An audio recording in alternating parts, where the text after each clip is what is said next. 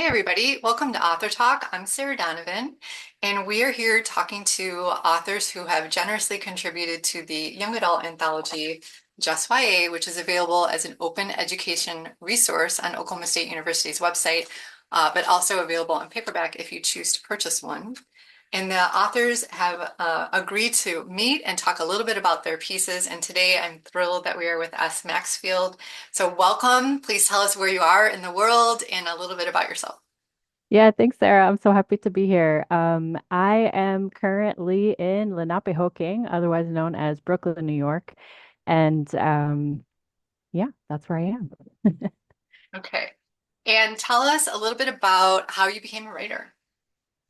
Sure. So I haven't thought of myself as a writer until somewhat recently, but I've always written. So it's one of those things that as I look back, I realize I've always been a writer and that I've always used writing. Like I've written poems and stories since I was a little kid. But I never thought of myself as a writer. I studied theater in college and I moved to New York City from the Midwest to become a theater maker. And I did make theater for quite a long time. I also have a lot of dance in my background. And during lockdown, like a lot of people I know actually, when, I mean, I had shifted a lot of things in my life before that too, that I wasn't making as actively anymore to begin with. But in 2020, I just kind of got this idea to start writing comics, and I was really interested in how similar comics are to theater. But then there's like also some very specific differences in terms of the craft that I was just really interested in, like chewing on and playing with and exploring. So I started writing comics first in 2020, and then I just kind of haven't been looked back since. I've been writing comics and fiction, mostly young adult, since then, and have been more seriously pursuing it as part of my identity, in addition to, just something that I've always played with. So would you say writer or do you say creator? I've heard you, or maker. I've heard you say a few of those words. Well, as you'll see in my story, I am a person of multiplicity and a person who is really increasingly embracing the multiplicity in a lot of areas of my identity. So I would say that I'm a writer, but I would not say that that's the only thing that I am or the only thing that I do or that it completely defines me with a capital W at all times. I love that. I love that. And it's really helpful to think about that and to resist, um, binary in any of those ways when and labeling. I think especially as a youth or just as a human being, thinking about naming ourselves in different ways and feeling forced to choose one, right? When Yeah, exactly. we are.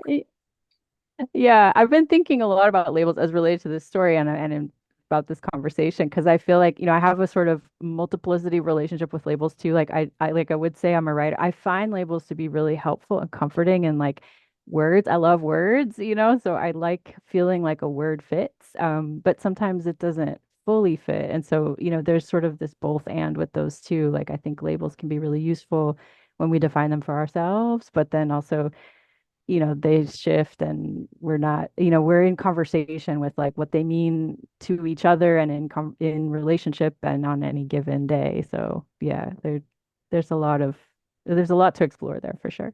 Yes, yes. And I think a story allows us to do that exploring, and you have welcomed us into that space. So would you read Natural Selection for us? I sure would. Okay. Okay. So this is Natural Selection by me, S. Maxfield. On the day of her 14th birthday, she would be expected to choose lion or dove. She had considered this nearly nonstop for the last 4 years at least. Which familiar would be hers? Each time she felt the choice made, the discarded one would again resurface, clouding her thoughts. She was told that she was merely confused. She was told that when the time came, her one true choice would become clear. Her naivety would disappear as the surface tension of a pond gives way to a diver, revealing new depths. She was told, you will just know which one. One. The day arrives. She awakes newly 14 with a terrible pit in her stomach. Everyone will soon gather for the ceremony. The elders, her peers, the little ones with plenty of open space still ahead of their choices. Today is the day, and she still cannot discern which call to follow. Is it lion's thunderous roar or dove's lilting song that pulls more deeply? She must choose, but she cannot decide. A flash of realization. I want them both. The thought shocks her. Abomination. She wraps her braids high on her head and resolves to choose lion. It's the more expected choice for someone shaped as she is. She sighs and tries to believe that having finally chosen, lion's roar will at last drown dove's song. She assures herself that this longing she feels in two directions will fade. She cannot stay a child forever, and maturity means choosing. It seems everyone says so. Perhaps that is what this ceremony is for. Perhaps everyone feels as she does before their declaration. Her breathing eases. She is comforted by the thought that perhaps she is not so different. A knock at her door signals that it is time. She pulls on her long ceremonial shift, embroidered with the endless swirls of shining thread she has labored over since her 10th birthday. Her initial dreams of this moment sinking to dread with each passing stitch as time ran out and clarity did not come. Now she walks into the sunlight where her community has gathered around her. The elders stand, each with their chosen familiar, dove or lion. She kneels in the grass, feeling near tears. She must now bury a part of her heart. The selected elder comes to stand before her and puts up a hand for silence. This child of our own comes before us today to assert her life's choice with honesty and without reservation. Child, I address you in the manner of your youth for the last time. Rise and make your declaration. She stands. The selected elder's words swim in her mind. Honesty, without reservation. Suddenly, a rush of feeling floods her, blocking out everything else. She has become accustomed to shoving her own voice to the soles of her feet, sinking it underground with every step. But now her voice rises all the way from her feet, past the pit in her stomach, through her unburied heart, and out of her mouth into the meadow. Both. I seek both lion and dove. She hears the community gasp. But then, perhaps not everyone is scandalized after all. She notices some in the circle seem to view her with particular approval. How had she never noticed those on the fringes who now smile at her? Some even have familiars not approved by the council. Surely that cannot be a zebra, an evergreen, a school of fish? And there, is that not someone without any familiar at all, yet wearing elder's robes? Could it be that she is different and yet not alone? A dove swoops down and lands on her shoulder just as Lion nudges a massive mane under her hand. She has chosen both, and both have come to her. There is whispering, but there is also applause. There are raised eyebrows, but there are also arms circling her shoulders.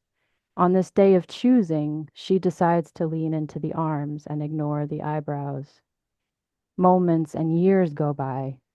Many still tell her that her path is an avoidance, a cheat. They warn that her opposing familiars will destroy each other. She chuckles. She has learned that she needn't stifle her own voice to favor these others. Dove and lion are harmonious at her side, neither more significant, neither less real.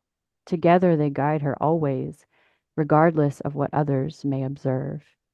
A child no longer, she is whole, and she has nothing to prove to anyone. Oh, S. Love it. Love it.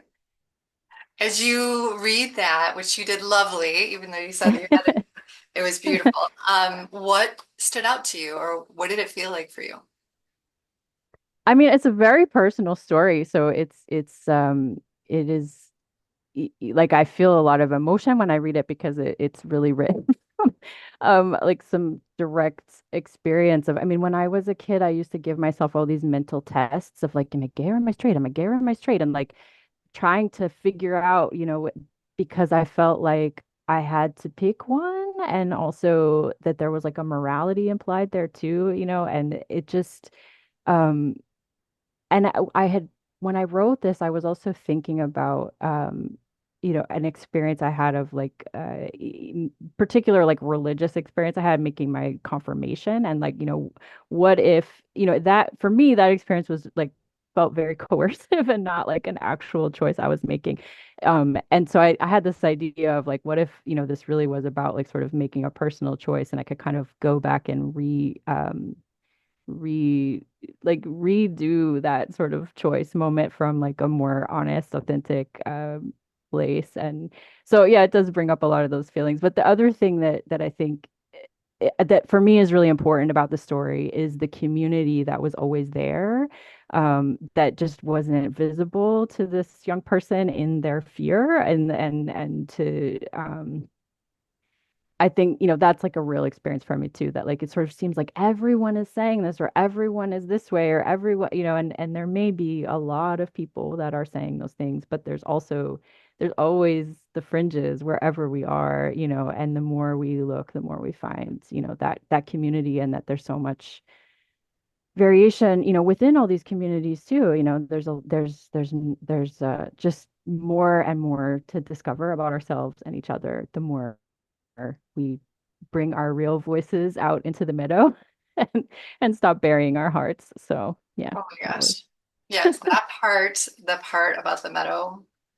Well, here's like, I mean, I have so much to say about this, like as a teacher, and as a writer and as a, just as a person, um, is, I'm thinking about your story as a mentor text to encourage our students to write their reality into fiction and um, imagine this opportunity of redoing something in a way that's safe and creative and lovely and empowering, and that it can mean multiple things.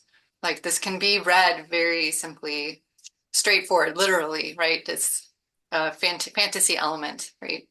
Mhm. And it can be read in any decision, any life decision that we're, any intersection of our identity as well, right? All these different pieces, and each scene has those moments that it can be read in a lot of different ways. And for me, when I was like gasping when it was the part about, um, suddenly a rush of feeling floods her, blocking out everything else. She has become accustomed to shoving her own voice to the soles of her feet, sinking it underground with every step. But now her voice rises all the way from her feet, past the pit of her stomach, through her unburied heart, and out of her mouth into the meadow. And that, like, for me, is like, oh boy, do I need that. Like, I need to get whatever is below the pit, out in my voice. I like need to give it permission to say what I need to say. And what do I need to say? And how lovely it would be for a teacher to say, what do you need to say today? Let's just take some time to say it.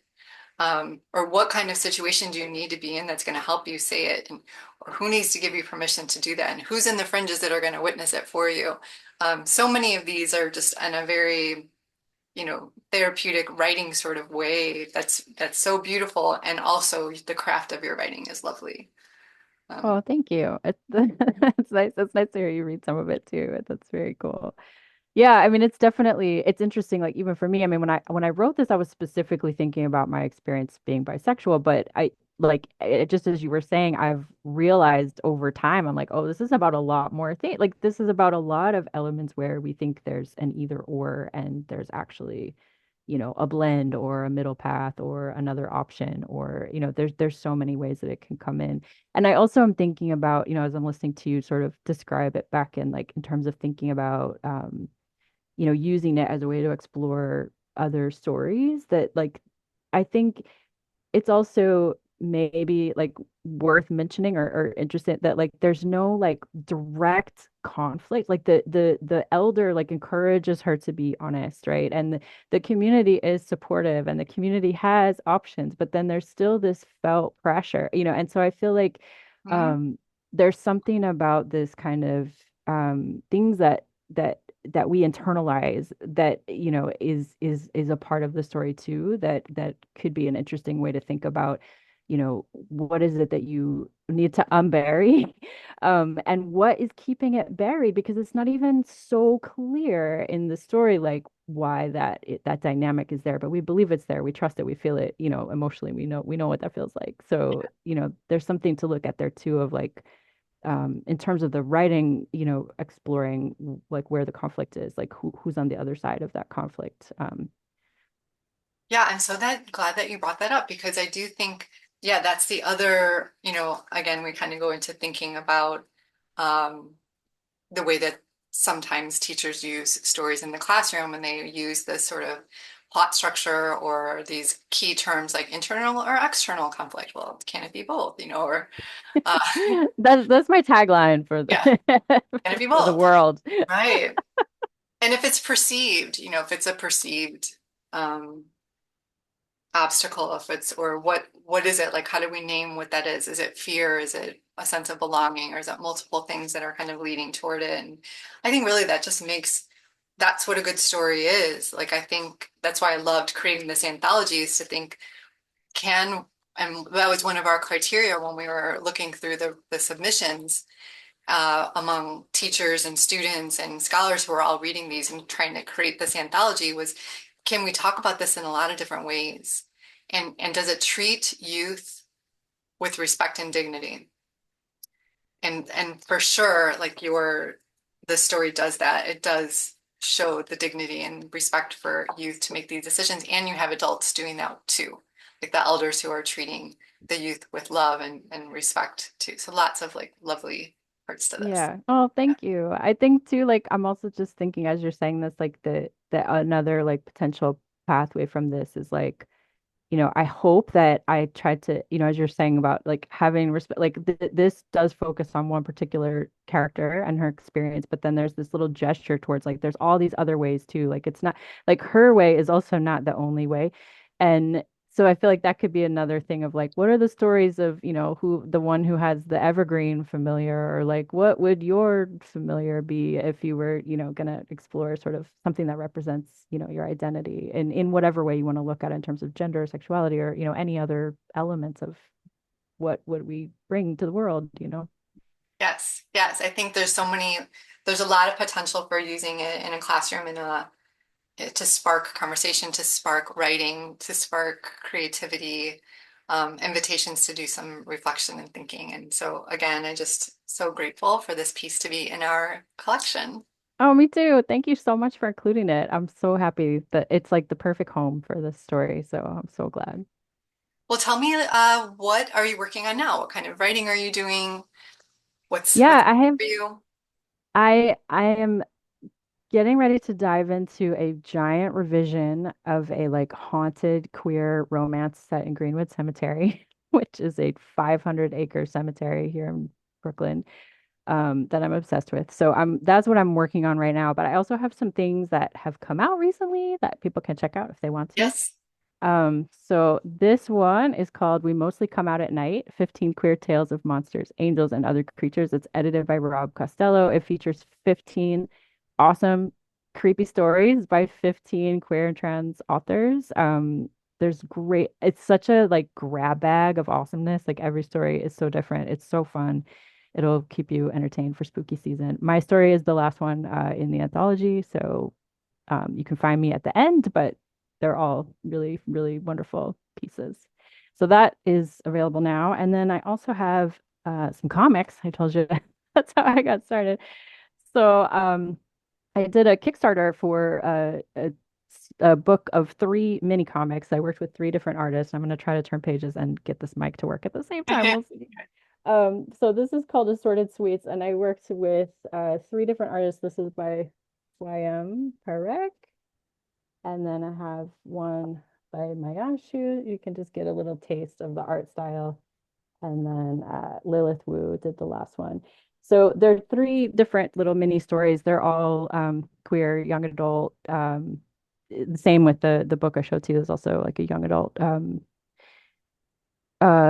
group category. And yeah, so the Assorted Sweets is sold out in print, but you can still get the digital version. And we also did a complete alt text for the comic, which I would love to see become the norm in comics. I think it's like such a could be so cool. And you when you write a script for an artist, you're basically writing the alt text, so it's like already done. So I was really proud of it that we did that too, but it is still available digitally. It's yeah, so that's three different like mini comics by three different artists, just sort of like a little assorted sweets, like a little bit of candy comics Can you say for a that little as bit well. about what alt text is? I am familiar with it, but maybe someone listening might not be. Sure. So, I'm definitely not an expert on alt text. If you are, please like add whatever to say here. But alt text is visual description written in words of anything that is represented as pictures or video or any information through like a story or any kind of media that is meant to be viewed visually is then transcribed and described in words so that it can be enjoyed and understood by people who are blind or low vision or have any other like reason that, looking at visual information is difficult for them. So as I was, not all comics writers work with artists. Many of them do their own art. And so, then they're not necessarily writing a script. But for those of us who are working with artists, we're already trying to write what is in our minds visually so that an artist can draw it. So we've already like done part way of that description of like what it is on the page.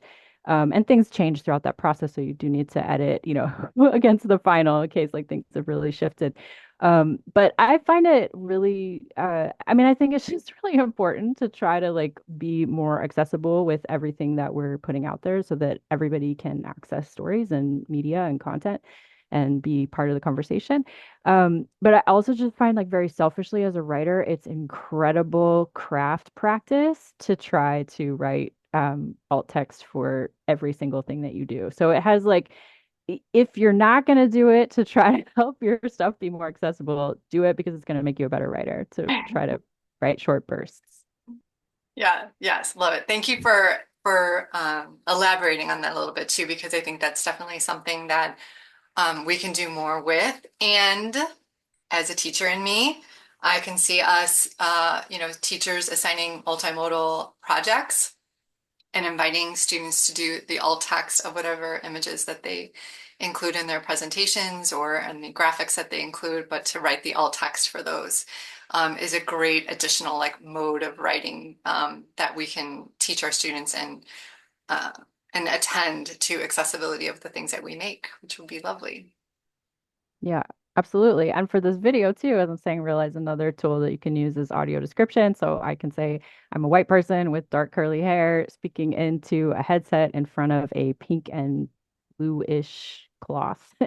And I'm speaking to, Yeah, so then I would have to say, yes, I'm a white lady with long, straight brown hair sitting in front of a white closet door that's closed with a lamp behind me and a black shirt. there you There go. we go. Yeah, neglected to say I'm 51 and I don't know what that means for you. I'm almost 46. Yeah, this is, No yeah, longer a young adult, but right. And that's I kind of still interesting to think. carry that person inside. Yes, this is true. Right. I was actually thinking about that the other day too. Like I haven't shaken my teenage Sarah out of me and I don't want to. Like it reminds me how it No, we became. bring all those people with us. We just like, grow more as we go. So we get to meet more parts of ourselves. Yes, we do. Well, we are ending our time here. Is there anything you'd like to say to teachers or students or any just words in closing?